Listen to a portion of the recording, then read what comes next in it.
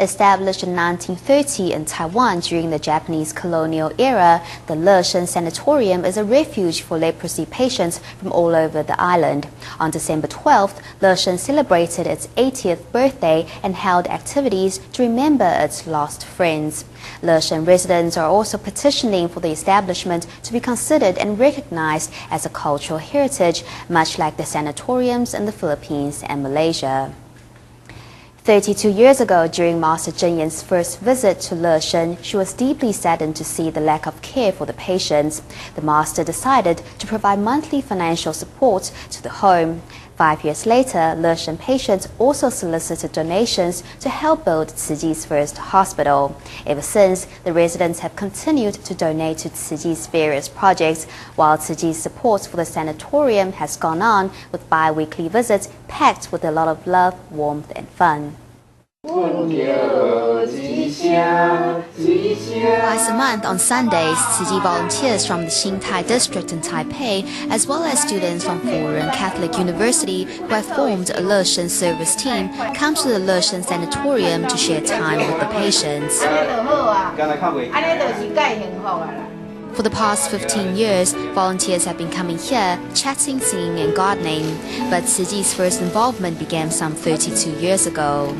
In September 1978, while Master Zheng Yan was carrying out home visitations in Taipei, she made a stop at the Leshen Sanatorium and was shocked to find that the patients, even the blind, deaf and paralyzed ones, had no proper care. The Master immediately sent money to help with renovation and began supporting the establishment with food and medical expenses. 5 years later, when Leshen residents learned that Tzuji was struggling to raise funds for the construction of its first hospital, they decided to waive Tzuji's financial support to the sanatorium. A drive to benefit Tzuji's hospital fund was also launched by resident Song Jingyuan, whereby donors were asked to each contribute 10,000 NT dollars for the cause. Later in 2001, Leshen residents also helped out by organizing a charity fair to help Tzuji rebuild schools that were destroyed during the 1999 earthquake.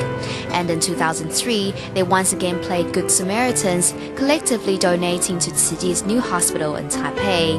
These leprosy sufferers, though largely forgotten or avoided by society, have themselves never neglected their social responsibilities. In the next segment, we meet some of the noble donors from Leshen Sanatorium, whose outward appearance, gnawed by leprosy, belies the beautiful nature they have inside. 78-year-old Lin Ye became a volunteer long ago. Still busy in the past few days, she was in Jinmen, one of Taiwan's offshore islands, to take part in Tzuji's free clinic there. Back at the sanatorium, 91-year-old Mr. Jing Yizhen took us back in time, recalling how he and his fellow residents have been inspired by Tzuji to do what they can for society. 记不记得？ I remember it was 1978 when Master Zheng Yan came to see us.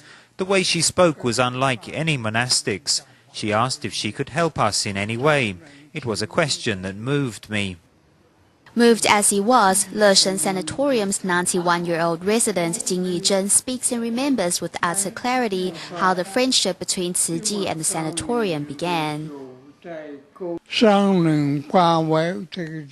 Master came to care for this place, to care for me. It wasn't lip service. The things she promised were real. Mr. Jing rallied Leshen residents to become donors for Tzuji, and among those who became volunteers, Lin Ye was the most active. She has been spending time in Jinmen recently to serve with the Tzuji Free Clinic.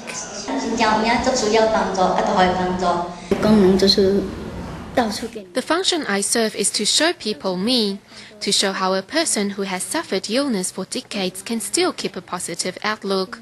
I give credit to Tzuji because it helped me to respect myself as a patient. Lin Ye's personal account of her triumph over leprosy and involvement in charity has been heard all across Taiwan and even as far as Singapore. She hopes that listeners can be inspired to count their blessings even in times of adversity. 乐生疗养院与慈济有着深厚的情缘。32年前，证严上人首次造访乐生疗养院，看到当时的病友，有的看不见，有的听不到，四肢瘫痪，却乏人照顾，心生怜悯而开始协助整修病房，并且提供每个月的生活补助费。然而，这一群病友在听到慈济为了兴建医院而苦无经费时，却主动提出停止慈济的补助，而且还发动了院内捐款，以后包括慈济希望工程以及台北慈院等等的建设经费，都有乐生病友的爱心。问叫吉祥吉祥，妈妈。每个月，台北新泰地区的慈济志工会有2个礼拜天到乐生疗养院与病友们做1对1的关怀，包括辅仁大学乐生服务队的学生也一起加入。安尼就好啊，安尼就是介幸福啊啦。话家常、唱歌，甚至拔草，协助院方整理环境，这样的关怀持续了15年以上。而慈济与乐生的情感却是在更早之前。1978年9月，证严上人与慈济志工在台北进行贫户访查时，首次到乐生疗养院，看到院内病症严重的病友失明、耳聋，甚至四肢瘫痪，却乏人照顾。因此，先是汇款整修病房，然后从那一年的10月份开始提供每个月的加菜金和医疗补助。5年后，乐生病友得知慈济盖医院的募款进度缓慢，而主动要求停止补助，甚至捐款赞助。其中，宋金元阿嬷双眼全盲，却能够逐字寄送地藏经经文。她推动心联捐款运动，号召病友1人1万，作为慈济建设基金。2001年，乐生病友还发起希望工程爱心宴，为重建921学校募款。2003年，慈济举办药师如来12大愿音乐手语剧公演，乐生病友也捐款，作为台北慈济医院的建设经费。将心比心，希望更多病人离苦得乐。大新闻陈佩、张俊伟台北采访报道。过去曾经支持慈济建设、筹募经费的乐生病友们，许多人已经往生，不过也有好几位年事已高的病友成为慈济志工。像今年78岁的林业，这几天还跟着慈济人医会志工到金门为大家服务。而高龄91岁的金义珍北北，当年号召病友捐款给慈济盖医院，如今他依然感念慈济对于乐生病友的帮助。记不记得？记得，是67年，上人来的。他来跟一般出家人讲话不一样。上人请问我们，他能来做什么？帮助我们做什么？因为这句话给我们一个感动。这份感动让金义珍北北牵起了乐生与慈济的缘分。今年91岁的他，说话条理分明，铿锵有力。他身上所穿的是花莲净思金舍师父为他所缝制的长衫。上人挂为这个地方，挂为照顾病人，不是口头查实的话，是真正的。金北北除了带动乐生病友成为助人之人，他也现身说法。而除了金北北之外，同样是乐生病友的林业，现在正在金门跟着慈济人医会做志工。新疆人都需要帮助，都会帮助。功能就是到处给人家看，到处给人家看说一个人病了几10年，为什么还那么开朗？因为都是有慈济，慈济给我的是。